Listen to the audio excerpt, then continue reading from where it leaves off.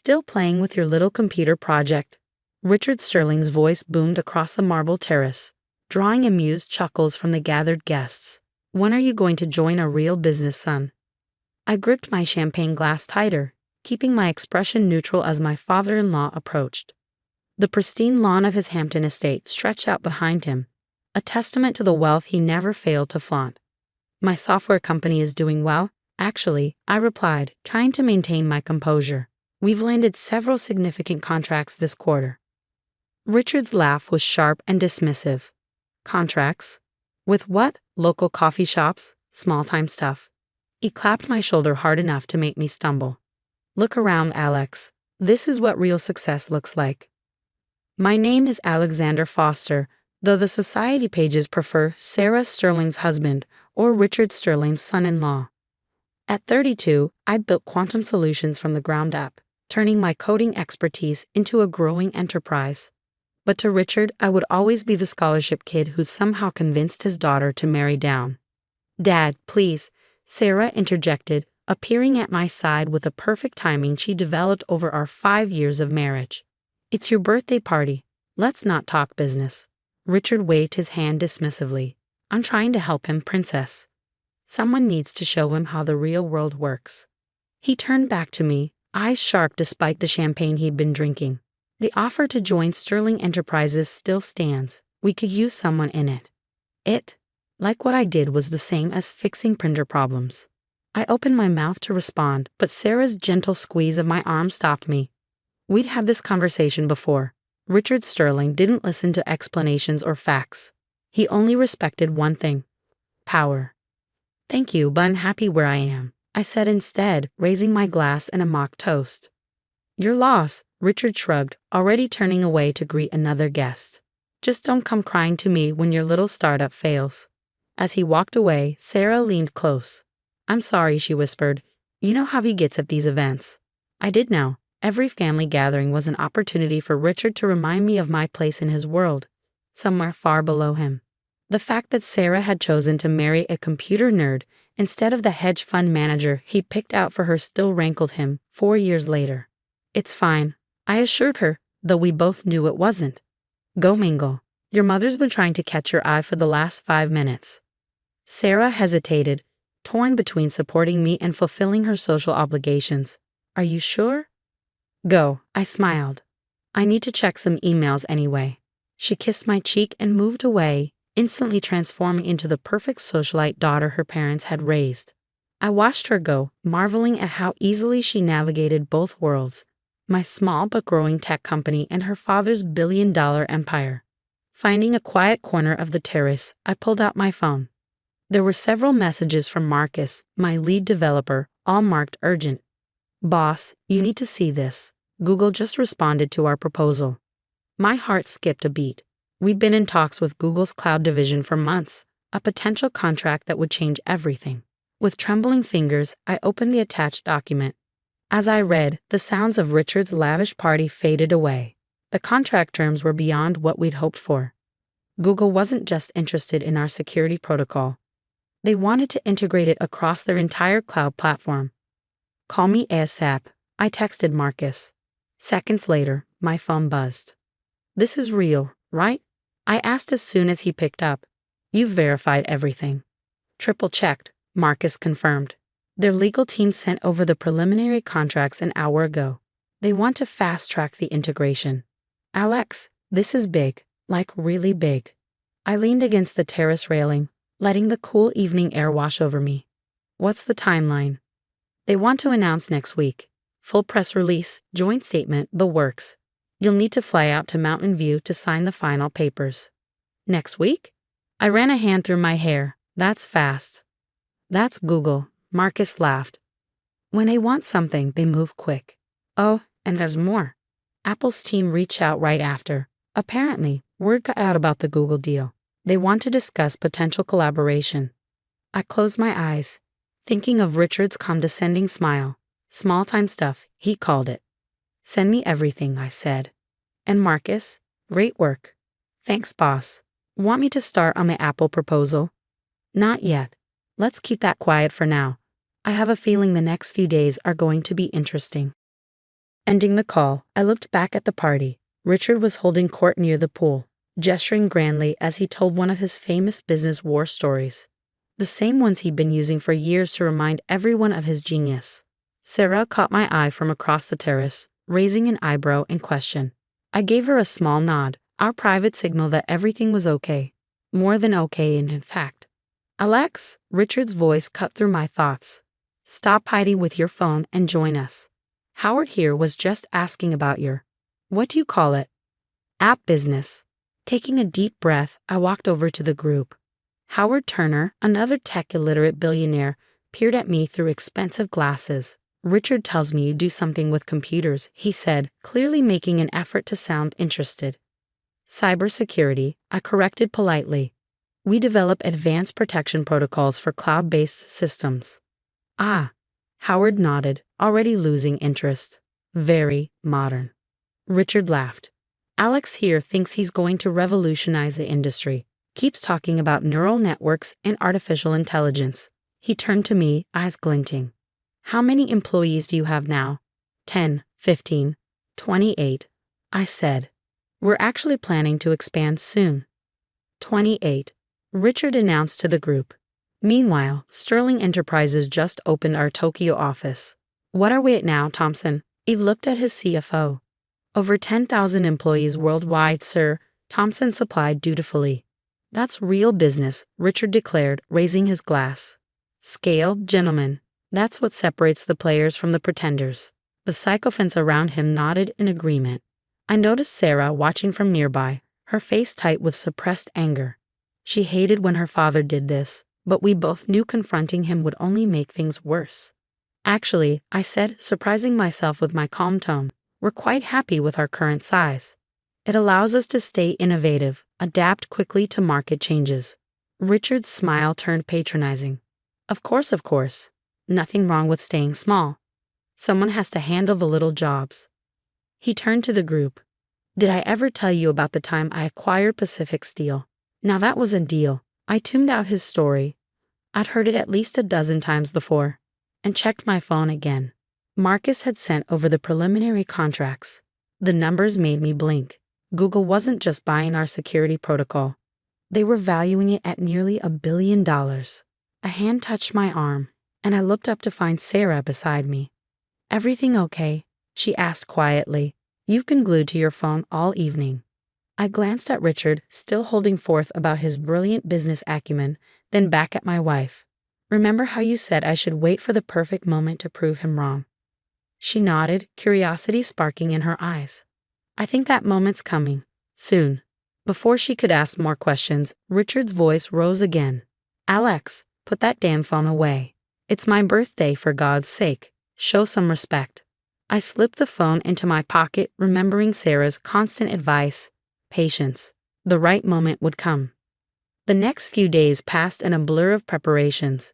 While Richard's birthday celebration dominated the social pages, Tech Titan's magnificent milestone, my team and I worked around the clock finalizing details with Google's legal team. Sarah knew something was happening but didn't press for details. She understood the importance of timing, especially when it came to her father. Just promise me you'll record his reaction, she said one evening as we got ready for bed. Whatever it is you're planning. I kissed her forehead. You'll have a front row seat. The following Wednesday, Richard summoned us to a family dinner at his penthouse. These dinners were regular events, opportunities for him to remind everyone of their place in his carefully ordered world. Bring your appetite, he texted. And Alex, try to dress appropriately this time, no startup casual. Sarah rolled her eyes when I showed her the message.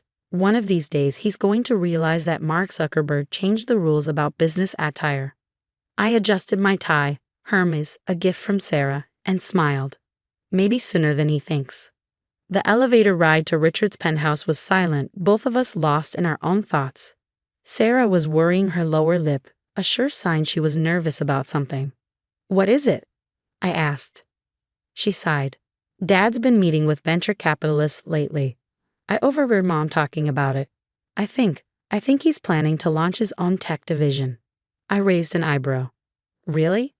He keeps talking about showing these Silicon Valley upstarts how real business is done. She touched my arm.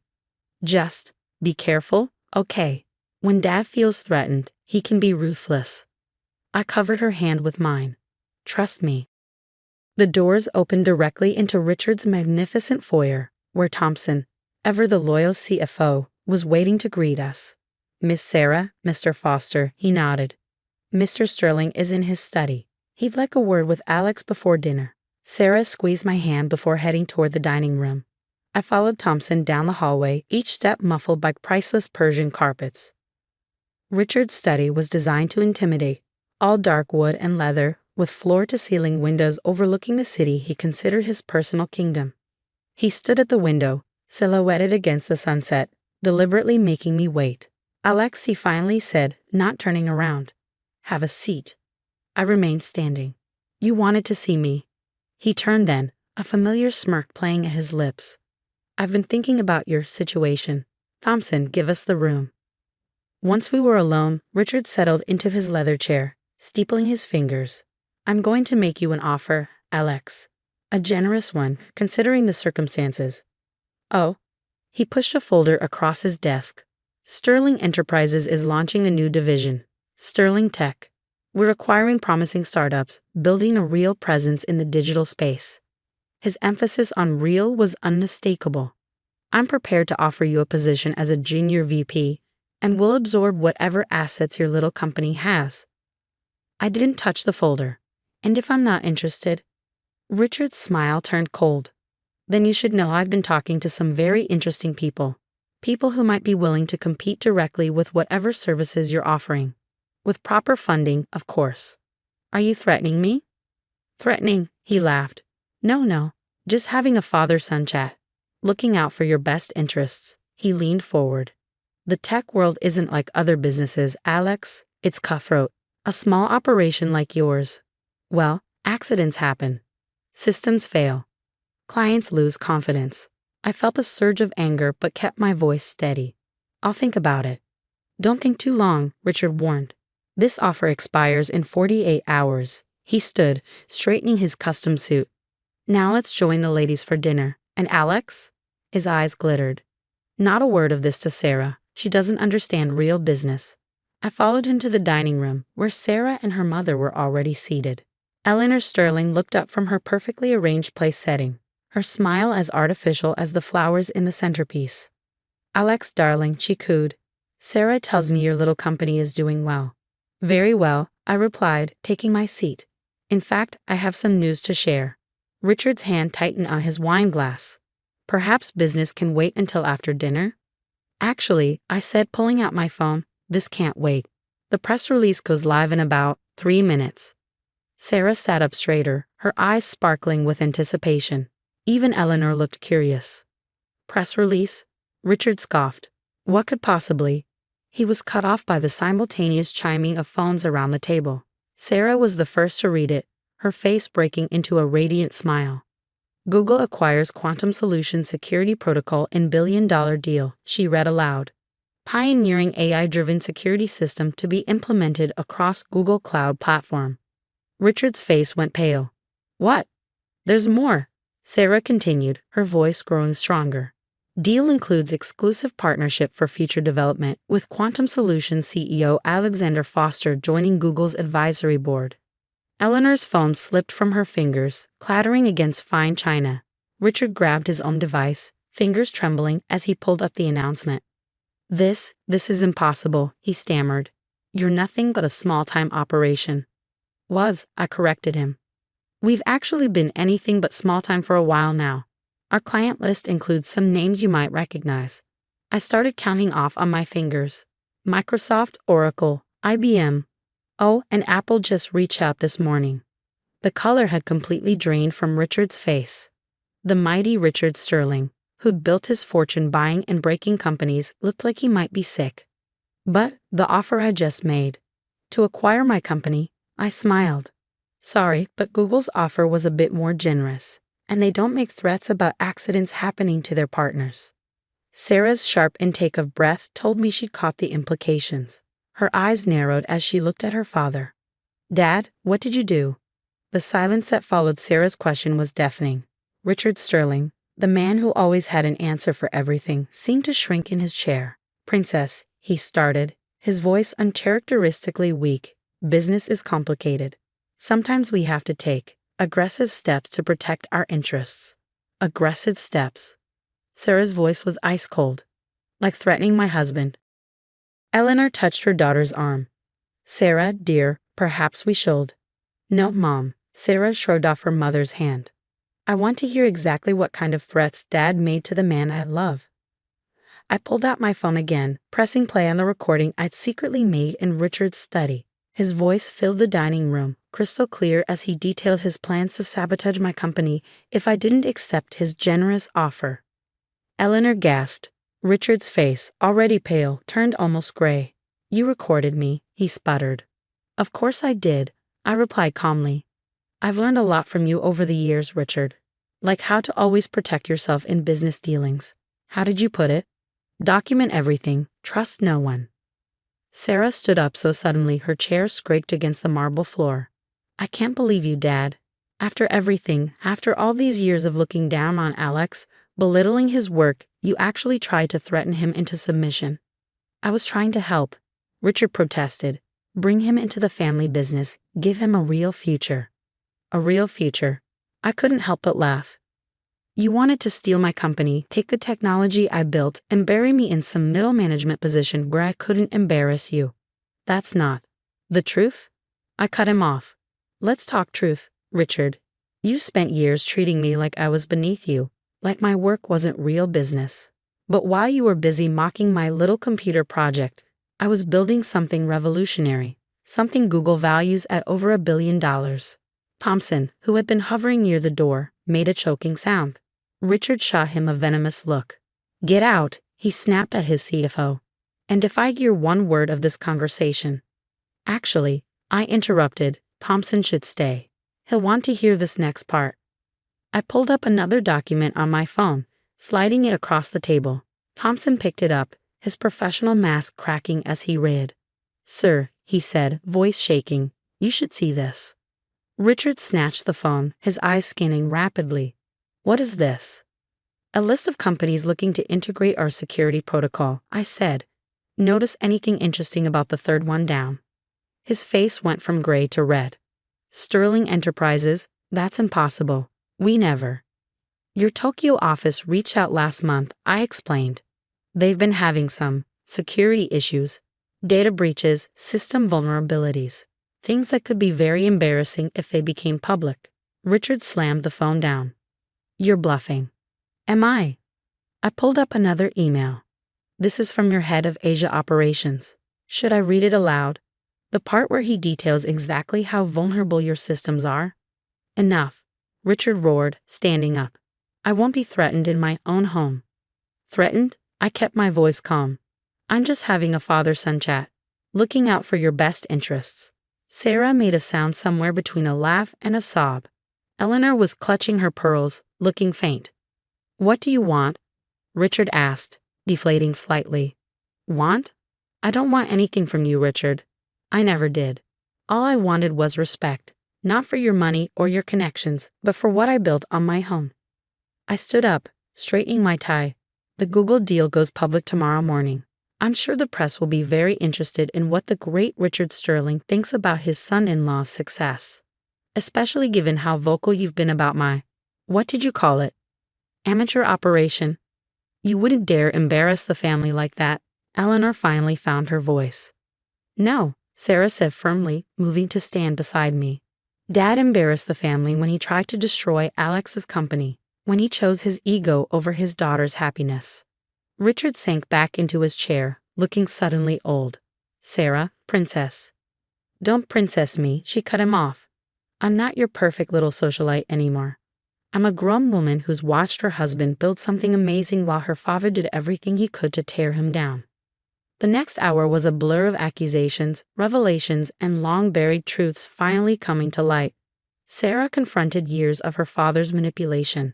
Eleanor alternated between defending her husband and begging everyone to think of the family's reputation. Thompson quietly excused himself, probably already updating his resume.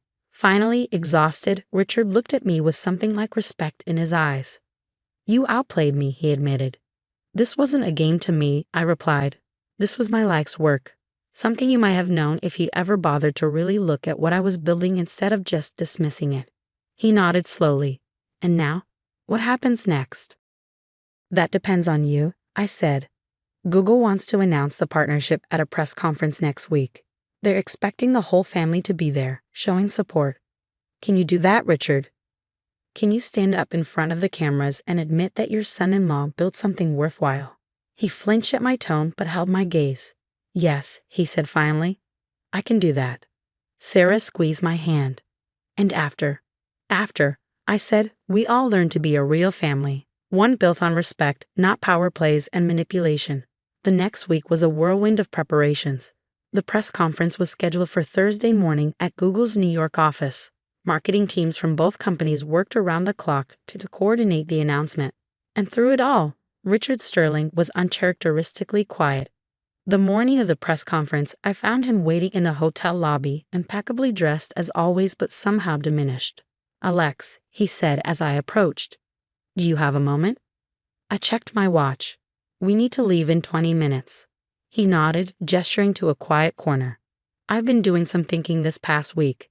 About business, about family, about what really matters. And I was wrong. The words seemed to physically pain him. Not just about your company, but about you. I was so focused on what I thought success should look like that I couldn't see it taking a different form. I studied him carefully, looking for signs of manipulation. Why are you telling me this now? He sighed, running a hand through his silver hair. Because in an hour, I have to stand up in front of the world and acknowledge that my son-in-law is a brilliant businessman. And I wanted you to know that I mean every word I'm going to say. Before I could respond, Sarah appeared, stunning in a navy blue suit. Ready? Richard straightened his tie. Ready. The press conference went better than anyone could have expected. Richard played his part perfectly, praising my innovation and vision. When a reporter asked about his previous dismissal of tech startups, he even managed a self-deprecating laugh. I've learned that success doesn't always wear a three-piece suit, he said, drawing chuckles from the crowd. Sometimes it comes in the form of brilliant young minds who see possibilities that old titans like me might miss. The photos from that day would become family legends. Richard Sterling standing proudly beside me as Google's executives detailed the historic partnership. Sarah beaming at both of us, even Eleanor managing to look genuinely pleased. But the real change came in the months that followed. Richard's attitude toward me shifted from condescension to genuine interest. He started asking questions about the technology, actually listening to the answers. When Apple's offer came through 2 months later, he was the first person I called for advice. What do you think? I asked after laying out the terms. He was quiet for a moment, considering. The technology integration timeline seems aggressive, he said finally. I'd push for more development support on their end. That's exactly what I was thinking. He chuckled. Of course you were. You've got good instincts, Alex, better than mine in some ways. 1 year after the Google announcement, Sarah and I hosted a dinner party at our new home. A penthouse not quite as grand as Richard's, but with a better view. The guest list included key members of both our teams, celebrating the successful launch of our latest security protocol. Richard arrived early, carrying a carefully wrapped package. What's this? I asked as he handed it to me. Open it, he said, looking almost nervous. Inside was a framed article from the Wall Street Journal. Tech visionary Alexander Foster revolutionizes cloud security. But it wasn't the headline that caught my eye. It was the handwritten note beneath it. To my son, not in-law, just son, who taught me that real business isn't about size or scale or power. It's about vision, innovation, and the courage to build something new. I'm proud to be part of your family. Richard. Sarah, reading over my shoulder, wiped away a tear. Richard cleared his throat gruffly. Yes, well, he said, clearly uncomfortable with the emotion of the moment. Just wanted you to have that.